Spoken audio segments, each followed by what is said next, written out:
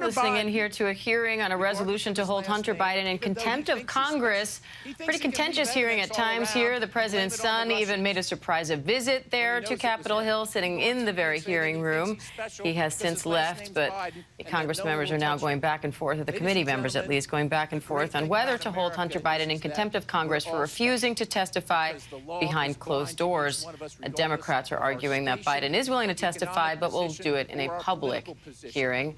I want to bring in ABC News contributing political correspondent Rachel Bade and ABC News executive editorial producer John Santucci for more on this. Rachel, what we're hearing from Representative Connolly right now is essentially allegations of bullying, saying that Democrats couldn't get to President Biden, and so they're trying to go after Hunter Biden simply because he's an injured member, in their words, or a weaker member of the family. He has been very public about challenges in his life, and so that they are picking on him, in a sense, because they can't get the president. I mean, look, Republicans see him as the weakest link when it comes to President Joe Biden's family. As you mentioned, he's got this past with, drug abuse. He's facing charges at the federal level for both tax and gun-related issues.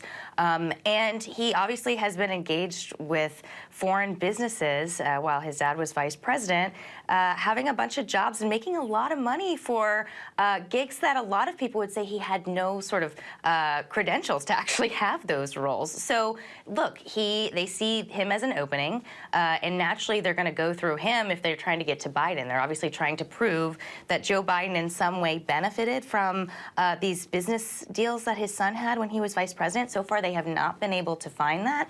But hey, I think when it comes to this hearing, I've been watching it for a while now in the back and forth. Democrats really arguing that, look, Hunter Biden is willing to testify. He just wants to do it in public. But look, this is a congressional subpoena. You don't get to pick how you want to testify. Democrats back in President Trump's impeachments, especially the first one, they did the same thing where they wanted witnesses to testify behind closed doors first to hear what people were going to say, and then they were going to put them out in public, and that's what they ended up doing.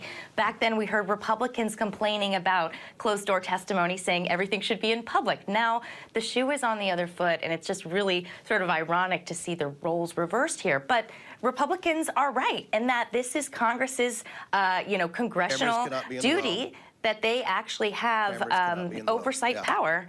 And, if they're going to subpoena someone, they expect those people to show up and subpoena how they want that person to testify. John, I see you nodding in agreement. I mean, first of all, I'll never disagree with Rachel. I know better than to do that. But the reality here is that, look, long story short, the party has changed, right? The hosts are different. The rules still apply. And that's exactly what we're seeing right now. If this was Donald Trump Jr. and he was called to testify and didn't want to, subpoenaed, he would have been held in contempt of Congress. And remember, the Trump children actually did go in and sit for closed-door interviews with both the House and the Senate investigations into Russian collusion with the Trump campaign, going back all the way, if we can remember, to 2017, one of the first investigations the Trump team faced. But here, in this case right now, for Hunter Biden, he's not playing ball. He wants to skip the step, wants to keep it publicly. And I think today's appearance and tomorrow, it's almost interesting that, you're looking at what happened yesterday and what's going to happen tomorrow. Tomorrow, it's going to be Biden and Trump. Hunter Biden's going to be in court out in California. Donald Trump's going to be in court in New York. That's going to become the story just days away from Iowa, just as the political race is heating up. So both teams, if you will, are using the same playbook. They are making all of this political, making everything that is legal enter the campaign. Rachel, what are you watching for as this hearing continues to play out and in this general situation? Yeah, I mean, look, Republicans have an extremely narrow majority right now. They started off with the year with only 5 votes to spare when they're pushing partisan issues. This is obviously a partisan issue. I believe they're now down to 2-vote margin, given that a number of Republicans have resigned or retired early. And so they don't really have any room for error here if they want to hold Hunter Biden in contempt of Congress. They're going to have to line up all the votes.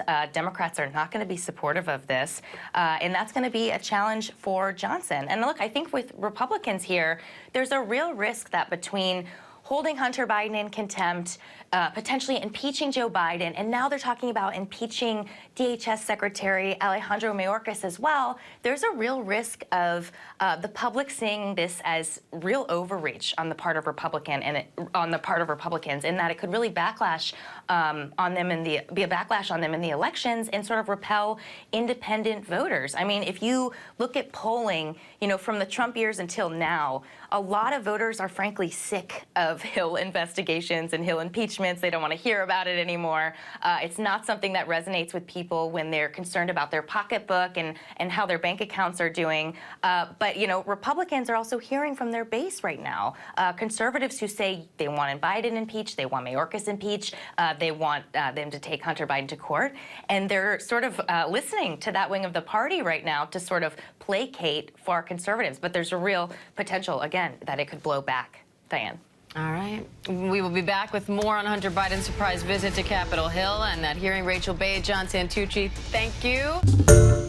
Hi, everyone. George Stephanopoulos here. Thanks for checking out the ABC News YouTube channel. If you'd like to get more videos, show highlights, and watch live event coverage, click on the right over here to subscribe to our channel. And don't forget to download the ABC News app for breaking news alerts. Thanks for watching.